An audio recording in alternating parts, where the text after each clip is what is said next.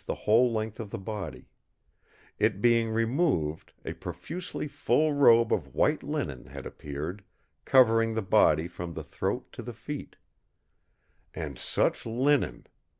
We all bent over to look at it. Margaret lost her concern in her woman's interest in fine stuff.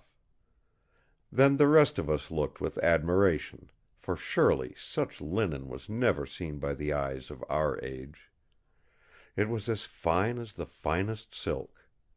But never was spun or woven silk which lay in such gracious folds, constrict though they were by the close wrappings of the mummy cloth, and fixed into hardness by the passing of thousands of years. Round the neck it was delicately embroidered in pure gold with tiny sprays of sycamore, and round the feet, similarly worked, was an endless line of lotus plants of unequal height, and with all the graceful abandon of natural growth. Across the body, but manifestly not surrounding it, was a girdle of jewels. A wondrous girdle which shone and glowed with all the forms and phases and colors of the sky. The buckle was a great yellow stone, round of outline, deep and curved, as if a yielding globe had been pressed down. It shone and glowed as though a veritable sun lay within. The rays of its light seemed to strike out and illumine all around. Flanking it were two great moonstones of lesser size, whose glowing, beside the glory of the sunstone, was like the silvery sheen of moonlight. And then on either side, linked by golden clasps of exquisite shape, was a line of flaming jewels, of which the colors seemed to glow. Each of these stones seemed to hold a living star, which twinkled in every phase of changing light. Margaret raised her hands in ecstasy. She bent over to examine more closely, but suddenly drew back and stood fully erect at her grand height. She seemed to speak with the conviction of absolute knowledge as she said: "That is no cerement. It was not meant for the clothing of death. It is a marriage robe." Mr. Trelawny leaned over and touched the linen robe. He lifted a fold at the neck, and I knew from the quick intake of his breath that something had surprised him. He lifted yet a little more, and then he too stood back and pointed, saying: "Margaret is right. That dress is not intended to be worn by the dead. See! Her figure is not robed in it. It is but laid upon her." He lifted the zone of jewels and handed it to Margaret. Then with both hands he raised the ample robe, and laid it across the arms which she extended in a natural impulse. Things of such beauty were too precious to be handled with any but the greatest care. We all stood awed at the beauty of the figure which, save for the face cloth, now lay completely nude before us. Mr. Trelawny bent over, and with hands that trembled slightly, raised this linen cloth which was of the same fineness as the robe. As he stood back, and the whole glorious beauty of the Queen was revealed, I felt a rush of shame sweep over me. It was not right that we should be there, gazing with irreverent eyes on such unclad beauty. It was indecent. It was almost sacrilegious. And yet the white wonder of that beautiful form was something to dream of. It was not like death at all. It was like a statue carven in ivory by the hand of Praxiteles. There was nothing of that horrible shrinkage which death seems to effect in a moment.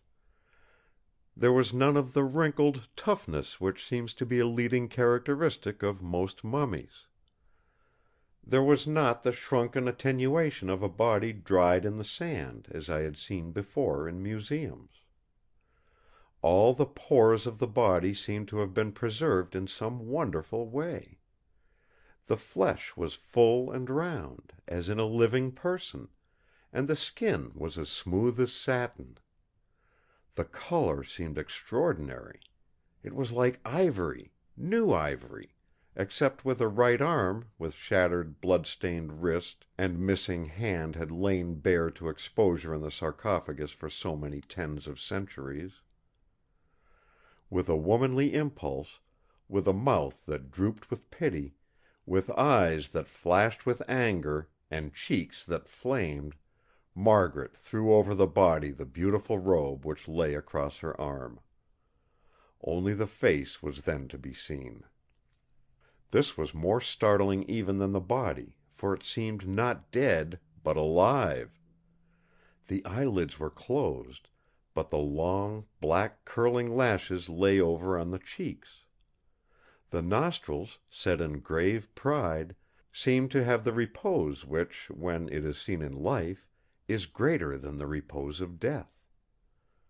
The full red lips, though the mouth was not open, showed the tiniest white line of pearly teeth within.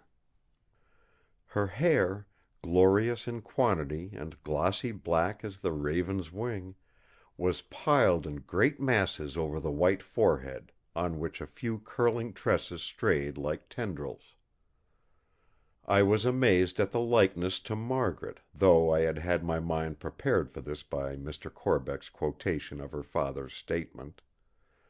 This woman—I could not think of her as a mummy or a corpse—was the image of Margaret as my eyes had first lit on her.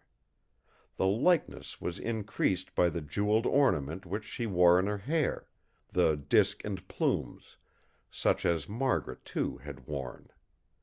It, too, was a glorious jewel, one noble pearl of moonlight lustre, flanked by carven pieces of moonstone. Mr. Trelawny was overcome as he looked. He quite broke down, and when Margaret flew to him and held him close in her arms and comforted him, I heard him murmur brokenly: "It looks as if you were dead, my child!"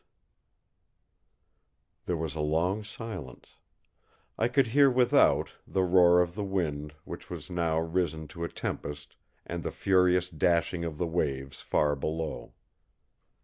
Mr. Trelawny's voice broke the spell: "Later on we must try and find out the process of embalming. It is not like any that I know. There does not seem to have been any opening cut for the withdrawing of the viscera and organs, which apparently remain intact within the body. Then again there is no moisture in the flesh, but its place is supplied with something else, as though wax or stearine had been conveyed into the veins by some subtle process. I wonder, could it be possible that at that time they could have used paraffin? It might have been, by some process that we know not, pumped into the veins, where it hardened." Margaret, having thrown a white sheet over the Queen's body, asked us to bring it to her own room, where we laid it on her bed. Then she sent us away, saying: "Leave her alone with me. There are still many hours to pass, and I do not like to leave her lying there, all stark in the glare of light.